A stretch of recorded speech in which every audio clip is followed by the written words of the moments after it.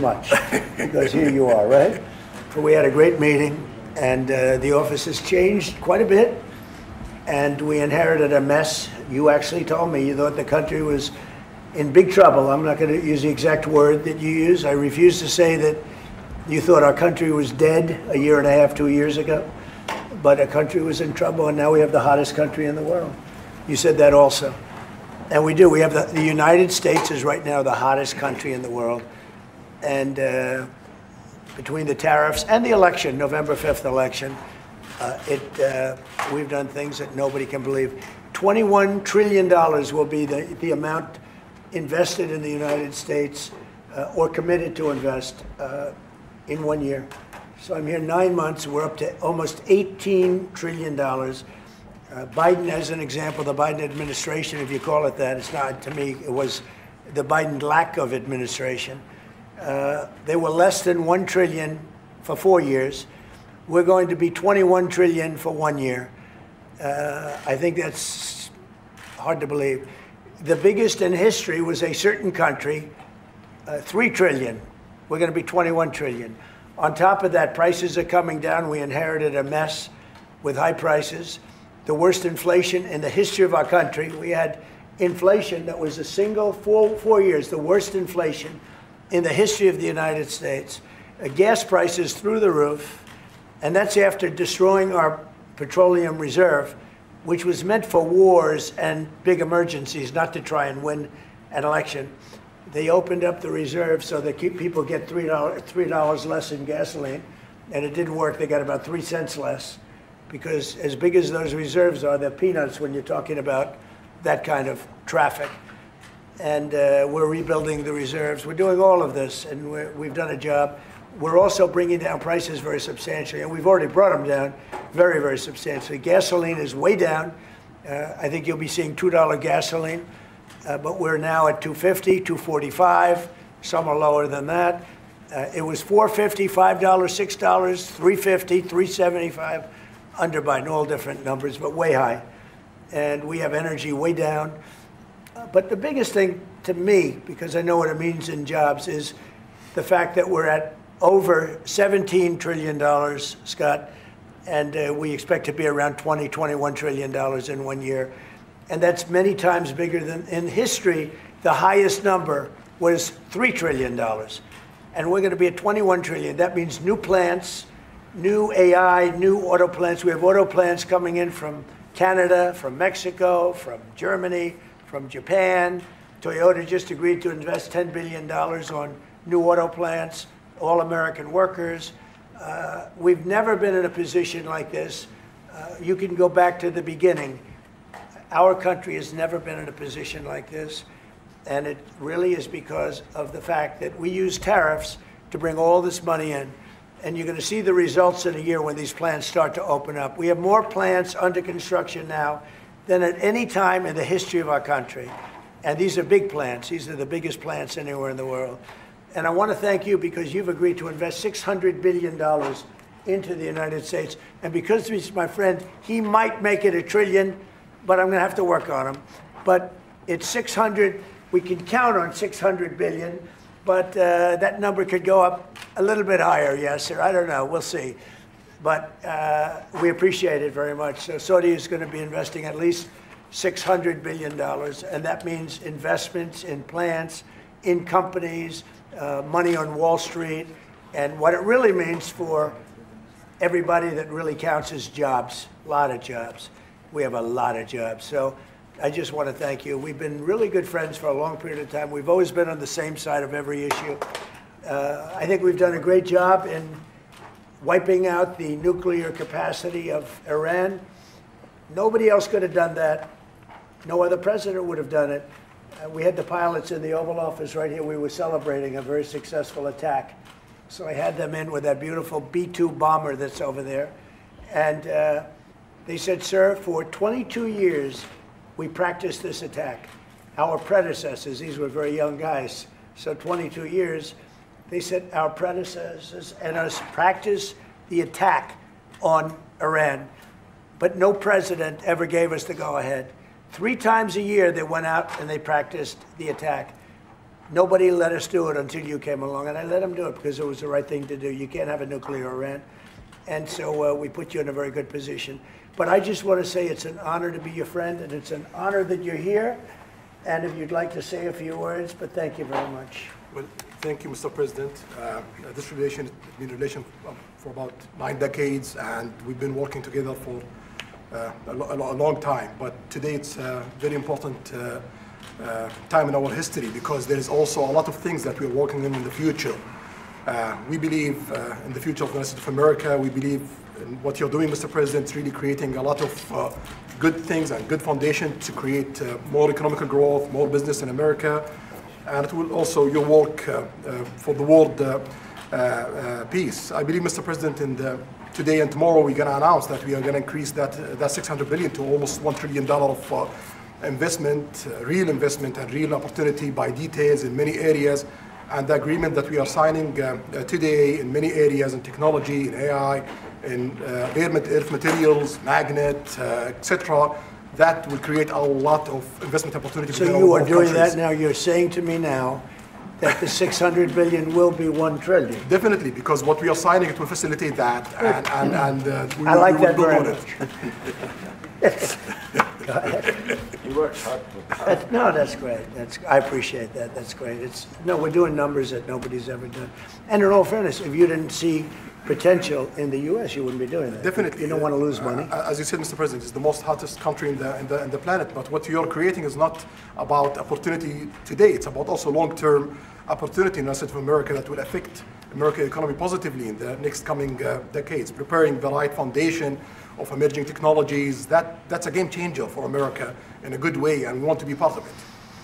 Yeah, we're doing really well. And this, you don't see what we're doing so much because we have, although the construction industry sees it, if you look at Caterpillar, who's been incredible, the tractors, everything else, the numbers that we're doing in construction are unbelievable. Some of the plants that we're building, AI, and they're building their own electric with the plant. I gave them the right to build their own electric with the plant because no country, frankly, will have this. China's working very hard to produce enough electric, but we're beating China substantially at AI, which is a big thing. And we had a great meeting 2 weeks ago with President Xi, but on AI, we're doing well. And I have a man, David Rommel. Yes, sir. David, could you say a few words about what you're seeing on the job front and all of the, some of the assets, and also how we've been helped by the Saudis in terms of the kind of investment they've made, please. Yeah, most certainly. Thank you for the opportunity. I am a facility leader for GE Vernova, and if you look at the landscape for GE Vernova investment, over $750 million in the U.S. focused on true manufacturing jobs here stateside. We're looking at tripling the output of our Greenville, South Carolina facility, where we make the gas turbines that are supporting U.S. needs as well as the Saudi Arabia needs. Right. So real jobs, $300 million in gas investment, resulting in over 500 pieces of new equipment being installed in the Greenville, South Carolina facility. That translates into roughly 1,800 jobs across the board for GE Vernova as we try to scale capacity to be able to meet this demand. Along with that, we're partnering with local communities to build the skill set that's required to meet these capacity needs. So that talent pipeline is incredibly important. So it's real jobs in the manufacturing space. Well, you've been great, and thank you very much. And we love that state. I won that state by record numbers. I won a lot of states by record. Texas, a lot of them by Indiana. We're working with Indiana or something right now. We won that.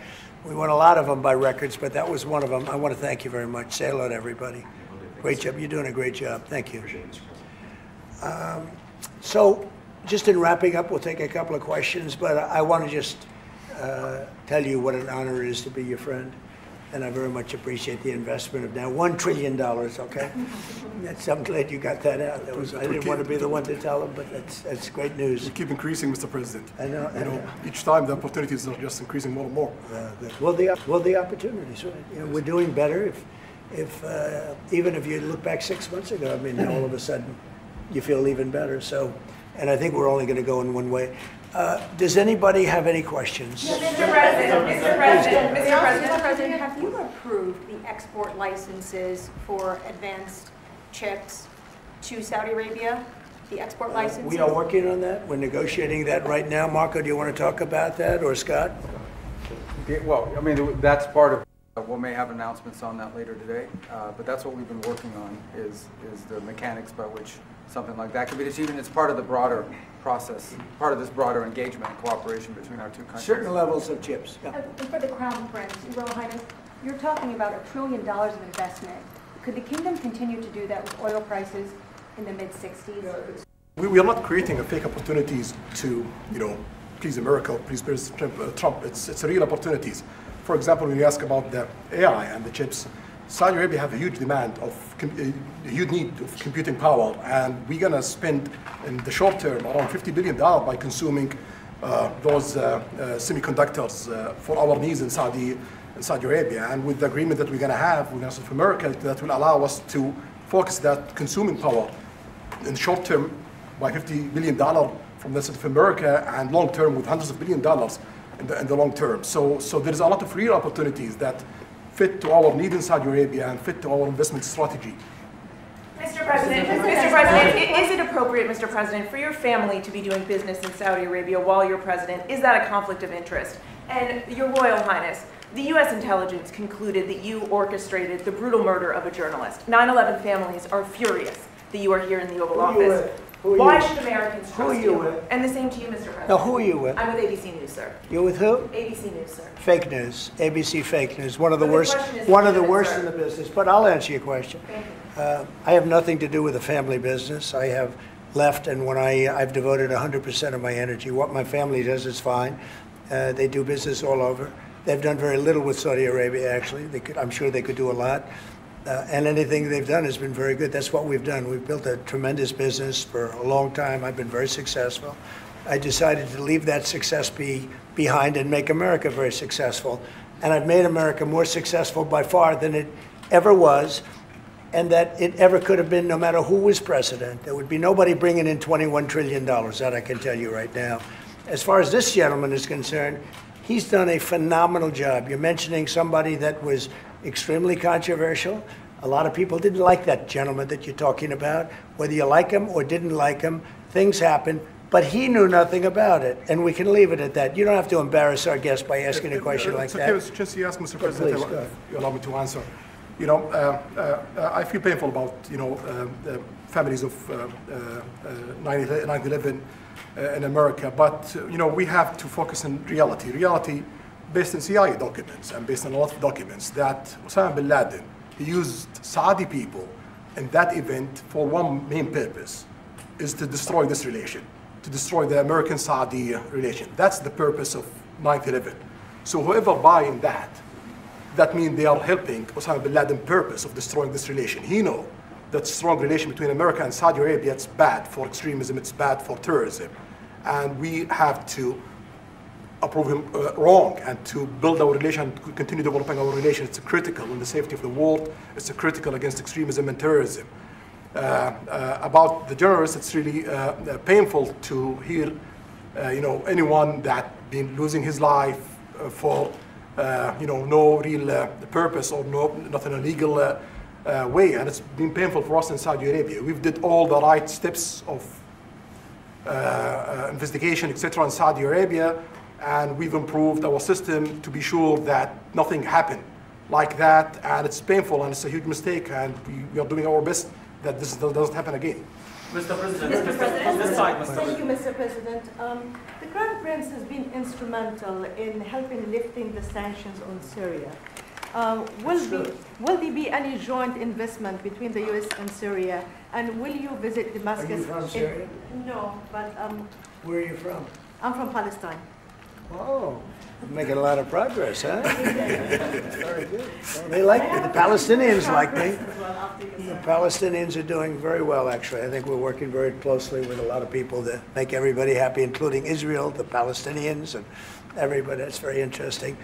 No, I think that I will tell you, the Crown Prince called me, and he specifically asked me if I would lift the sanctions on Syria, because he wants to see Syria make it. As you know, the leader of Syria was just here. We had a great meeting, and he's a strong guy, and I guess you need a strong person to run it. And I think Syria's made tremendous progress. We did lift the sanctions at the request of the Crown Prince. Also, the president of Turkey, Erdogan, called me specifically. He said, you know, if you don't lift the sanctions, Syria doesn't have a chance. If you do, they have a very good chance. And between the two of them and some others, I lifted the sanctions. And the results so far have been pretty good. Mr. President, can I ask you a question about the F-35s that are being sold to Saudi Arabia? Are these the same ones that are being used by the Israeli military? And if so, how does that allow for the qualitative military edge for Israel? And then I want to ask you, because you brought up the plight of the Palestinians, are you aware of relocation flights to South Africa that are taking place right now? Which flights? There are relocation flights that are taking place. Some Palestinians are being charged up to $2,000 a seat. I'm not going to South Africa for the G20 because I think their policies on the extermination of people are unacceptable. So I'm not going, so I won't refer to anything having to do with South Africa. South Africa has behaved extremely badly. But I will say that when you look at the F-35 and you're asking me, is it the same? I think it's going to be pretty similar, yeah. You know, how will that this affect? is a great ally, and Israel's a great ally. And I know they'd like you to get planes of reduced caliber. I don't think that makes you too happy. They've been a great ally. Israel's been a great ally.